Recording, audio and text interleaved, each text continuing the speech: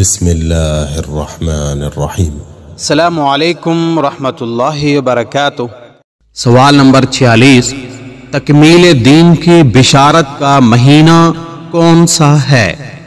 جواب، ذی الحجہ وہ عظیم الشان مہینہ ہے جس میں اللہ تعالیٰ نے قرآن کریم کی وہ آیت نازل فرمائی جس میں تکمیل دین کی نعمت کا اعلان کیا گیا ہے، اور بخاری شریف میں حضرت عمر رضی اللہ عنہ کے قول کے مطابق یہ آیت ذی الحجہ کے مہینہ میں عرفہ کے دن نازل ہوئی۔